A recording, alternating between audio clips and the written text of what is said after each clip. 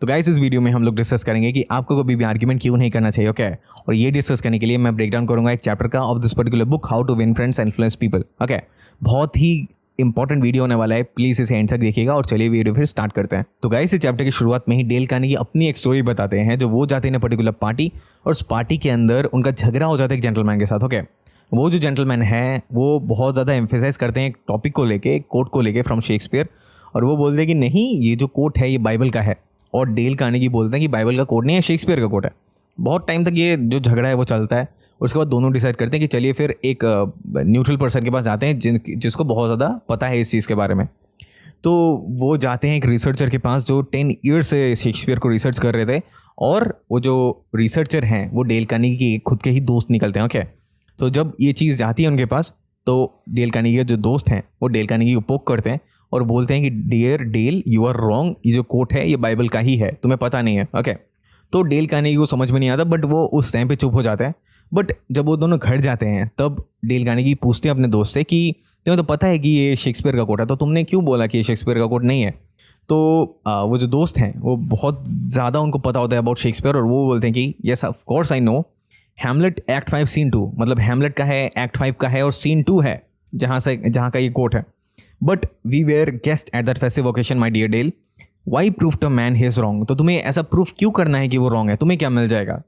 It is that going to make him like you. तो इससे क्या तुम्हें क्या लगता है वो इंसान जो है वो तुम्हें पसंद करने लगेगा। Why not let him save his face. तो अगर तुम्हें पता है कि वो चीज़ गलत है तो तुम उसे अपना फेस सेव करने के लिए दो इस पर्टिकुलर पार्टी में जहाँ पे हम लोग हैं। अगर उसे पता चल गया तो उसका फेस भी डाउन हो जाएगा, right. He didn't ask for your opinion, वो तो तुम्हारे ओपिनियन को भी नहीं मांग रहा था, वो तो अपना ओपिनियन बता रहा था। So he didn't want it, why argue with him. उसने तुम्हारा ओपिनियन मांगा भी नहीं तो उसे फालतू काम का झगड़ा क्यों करना, राइट।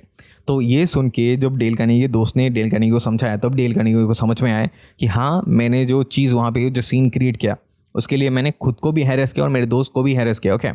और उसके बाद डेल कार्नेगी को समझ में आया कि क्या इंपॉर्टेंस होता है अगर हम आर्ग्यू करते हैं, और हमें ऑल द टाइम आर्ग्यूमेंट से बचना ही चाहिए। क्यों चाहिए, डेल कार्नेगी को उस टाइम पे समझ में आया, ओके।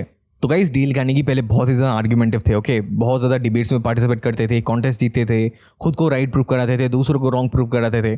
बट धीरे धीरे जब उन्होंने ह्यूमन साइकोलॉजी को समझना स्टार्ट किया तब डेल कार्नेगी जो समझा ह्यूमन साइकोलॉजी के बारे में और आर्ग्यूमेंट्स के बारे में स्पेशली, तो वो क्या बताते हैं कि I have come to the conclusion that there is only one way under the high heaven to get the best of an argument. किसी भी आर्ग्यूमेंट का बेस्ट आपको अगर चाहिए रिजल्ट तो वो यही है कि that is it is completely avoided. आप उसको completely ही अवॉइड कर दीजिए, as you would avoid rattle snakes and earthquakes. जैसे रैटल स्नेक्स और अर्थक्वेक्स मतलब जानलेवा होते हैं, कोई भी आर्ग्यूमेंट भी जानलेवा हो सकता है, ओके। इसलिए आप आर्ग्यूमेंट्स को एकदम शुरुआत से ही नकार दीजिए, कंप्लीटली अवॉइड कीजिए।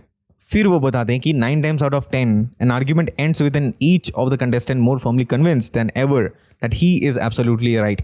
तो 90% ऑफ द टाइम जब भी कोई आर्ग्यूमेंट खत्म होता है उसके बाद दोनों ही पार्टीज और ज़्यादा फर्मली कन्फर्म हो जाती है, कन्विंस हो जाती हैं कि मैं ही सही था।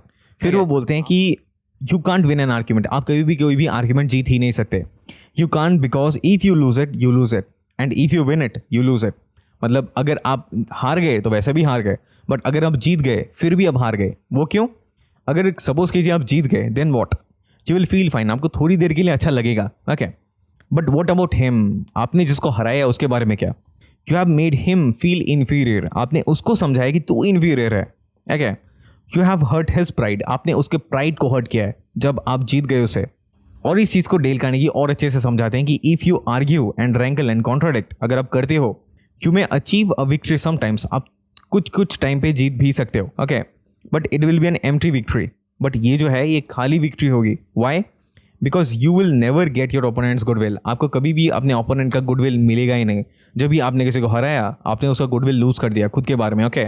सो you may be right, dead right, आप एकदम डेड राइट हो सकते हो as you speed along in an argument, but as far as changing another's mind in concerned you will probably be just as futile as you were wrong.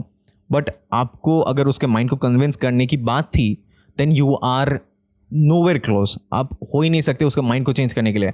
इसीलिए Dale Carnegie जो सबसे पहले बोलते हैं कि अगर आपको किसी भी आर्ग्यूमेंट का बेस्ट निकालना है it is to completely avoid it, okay. जैसे ही गैस गौतम बुद्धा बोलते थे कि hated is never ended bye hated but by love, मतलब आप नफरत को कभी भी नफरत से काट नहीं सकते, आपको नफरत को काटने के लिए प्यार चाहिए, ओके। और फिर डेल कार्नेगी बोलते हैं कि similarly a misunderstanding is never ended by an argument, किसी भी मिसअंडरस्टैंडिंग को आप कभी भी आर्ग्यूमेंट से काट नहीं सकते।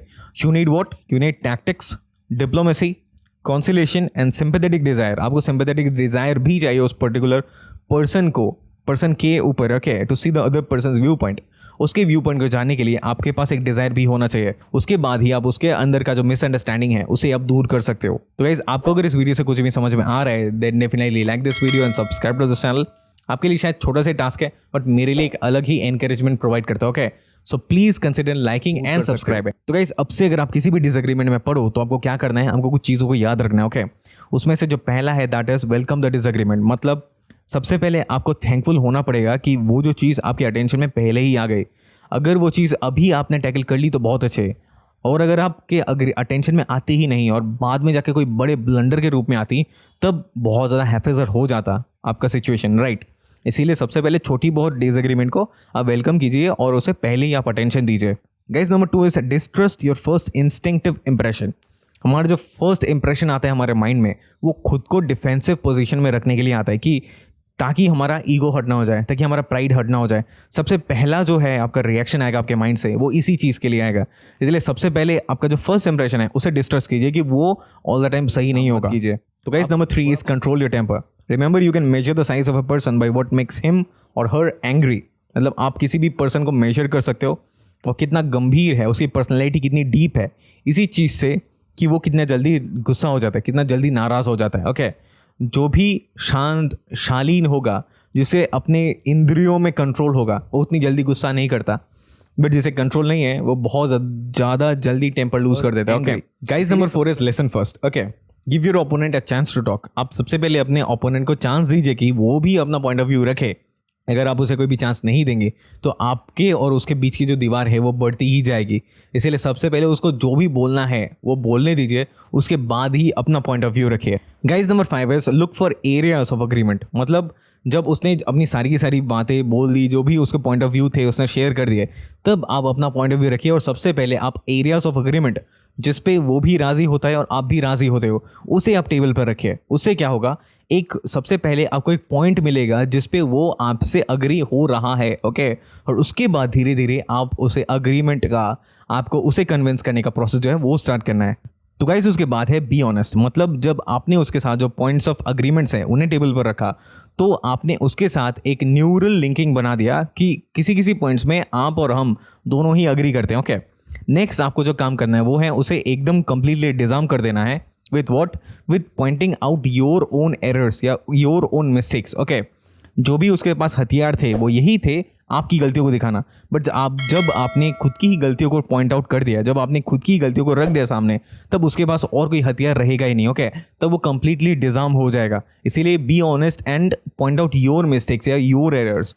तो इस उसके बाद का जो पॉइंट है that is promise to think over your opponents ideas and study them carefully, okay.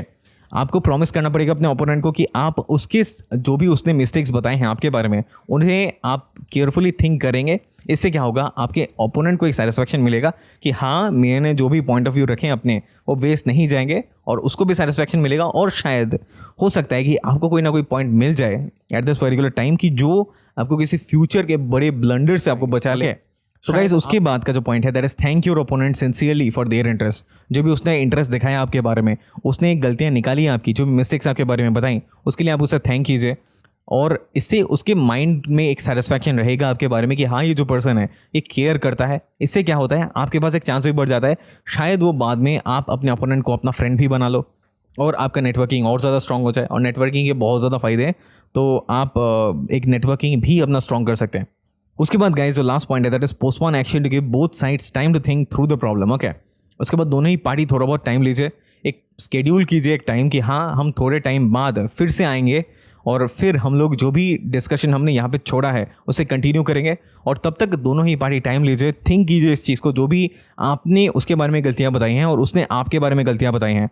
ऐसे आपको भी बहुत सारे पॉइंट ऑफ व्यूज़ मिलेंगे खुद को सुधारने के, और उसको भी बहुत सारे मिलेंगे अपने आप को सुधारने के, ओके।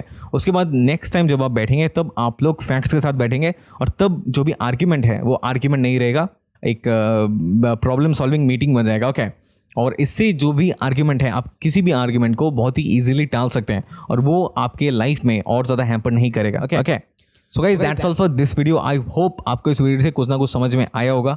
अगर आया है then definitely like this video and subscribe to the channel. और गाइज आपने अगर इस पर्टिकुलर बुक का how to win friends influence people का बाद बाकी के वीडियोस को नहीं देखा है तो मैं इस वीडियो पे यहाँ पे प्लेलिस्ट दे रहा हूँ, आप डेफिनेटली देखिए। बहुत ही काम का वीडियो है। ओके, बहुत ही काम के वीडियोस हैं, बहुत कुछ आपको समझने को मिलेगा about everything in life, how to achieve anything है। तो आपसे मिलता हूँ इन्हीं पर्टिकुलर प्लेलिस्ट में। Till then take care and bye bye.